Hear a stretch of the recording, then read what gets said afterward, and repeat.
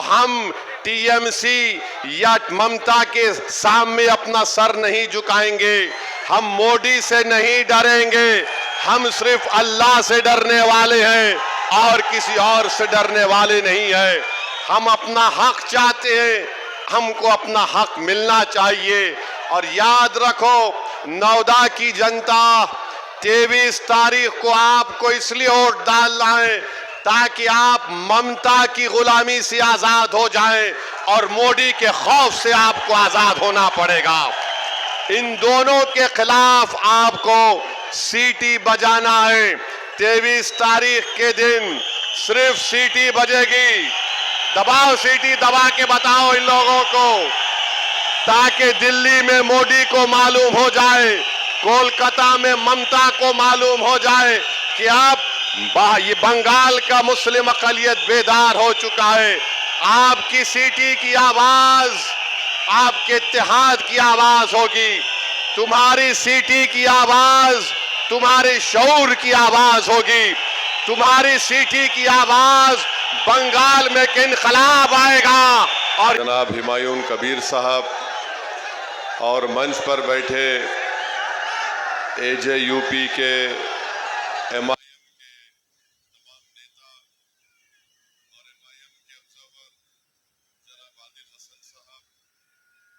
मैं आप तमाम का शुक्रिया अदा करता हूं कि आपने अपना कीमती वक्त निकालकर आज यहां पर हमारी पहली इलेक्शन मीटिंग में आप यहां पर आए। आप तमाम का बहुत बहुत शुक्रिया। आप जानते हैं कि एमआईएम पार्टी ने हुमायूं कबीर साहब की पार्टी से अलायंस किया है और हमारी कोशिश यही है कि ज़्यादा से ज़्यादा तादाद में हमारे अलायंस के उम्मीदवार को कामयाब किया जाए।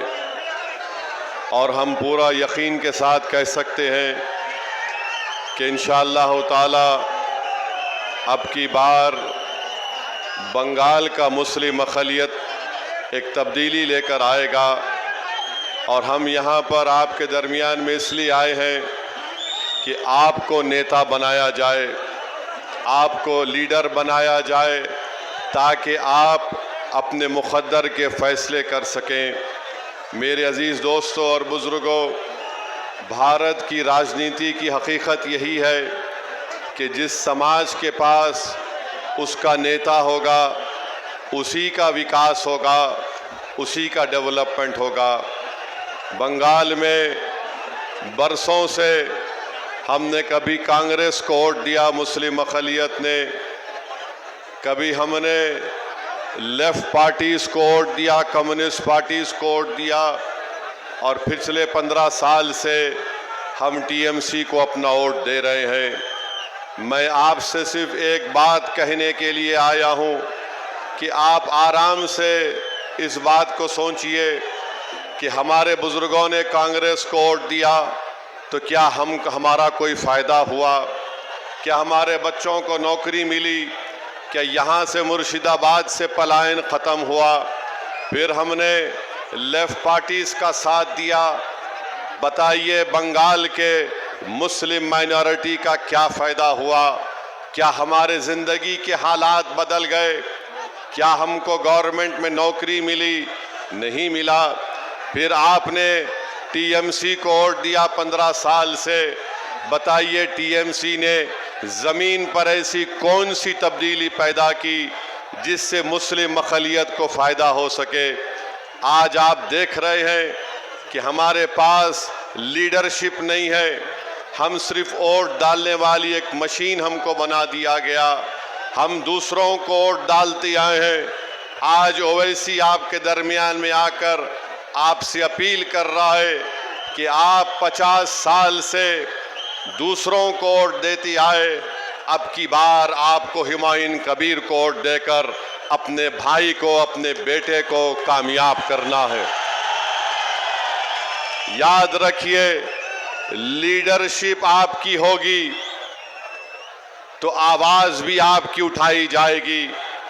अगर आपके वोट से आपका नेता नहीं होगा तो आपको गूंगा बनाकर रख दिया जाएगा, आपको दबाया जाएगा, आपको कुचला जाएगा।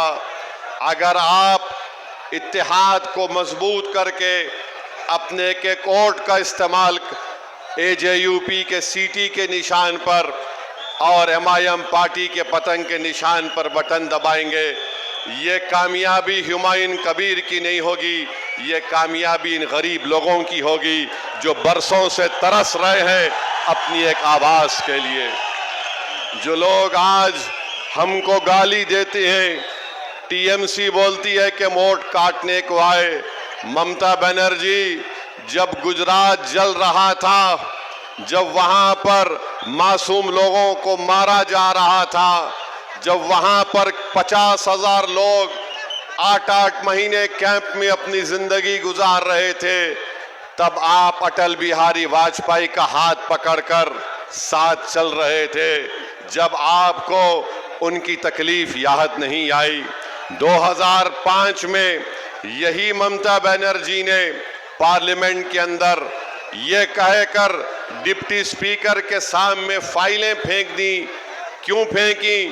उन्होंने कहा कि बंगाल में घुसपैठी घुस रहे हैं। आज वो बात ममता बनर्जी ने 2005 में कही थी, आज मोदी अमित शाह आकर बंगाल में 2014 से कह रहे हैं घुसपैठी घुसपैठी घुस चुके हैं। बताइए आप दोनों में क्या फर्क है? आप दोनों में कोई फर्क नहीं है। आप चाहे मोदी हो या ममता बनर्जी हो, ये कभी नहीं चाहते कि गरीब और मजलूम अवाम की इनकी आज़ाद लीडरशिप पैदा हो जाए। ममता और मोदी दो सगे भाई बहन के बराबर हैं, इन पर भरोसा नहीं किया जा सकता है। अगर किसी भाई पर आपको भरोसा करना है तो ओवैसी पर करिए और मेरे भाई हुमायूं कबीर पर करिए। ये ममता और मोदी की सेटिंग हो चुकी है कि दोनों यही चाहते हैं कि बंगाल में किसी भी तरीके से मुस्लिम माइनॉरिटी की इंडिपेंडेंट पॉलिटिकल लीडरशिप ना उभरे।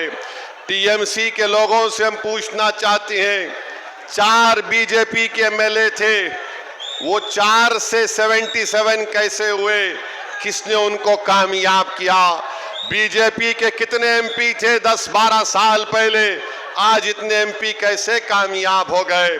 मैं मुर्शिदाबाद की आवाम से, बंगाल की आवाम से कहना चाह रहा हूं कि हमारी लड़ाई यकीनन मुस्लिम माइनॉरिटी को, उसकी लीडरशिप को पैदा करने की है।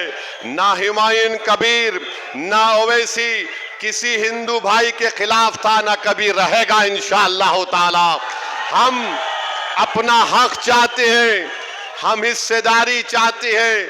अब हम TMC या ममता के सामने अपना सर नहीं झुकाएंगे, हम मोदी से नहीं डरेंगे, हम सिर्फ अल्लाह से डरने वाले हैं और किसी और से डरने वाले नहीं है। हम अपना हक चाहते हैं, हमको अपना हक मिलना चाहिए। और याद रखो, नौदा की जनता 23 तारीख को आपको इसलिए वोट डालना है ताकि आप ममता की गुलामी से आजाद हो जाएं और मोदी के खौफ से आपको आजाद होना पड़ेगा। इन दोनों के खिलाफ आपको सीटी बजाना है। 23 तारीख के दिन सिर्फ सीटी बजेगी। दबाओ, सीटी दबा के बताओ इन लोगों को, ताकि दिल्ली में मोदी को मालूम हो जाए, कोलकाता में ममता को मालूम हो जाए कि आप ये बंगाल का मुस्लिम अक़लियत बेदार हो चुका है। आपकी सीटी की आवाज आपके इत्तेहाद की आवाज होगी, तुम्हारी सीटी की आवाज तुम्हारे शऊर की आवाज होगी, तुम्हारी सीटी की आवाज बंगाल में इनकलाब आएगा और यहीं से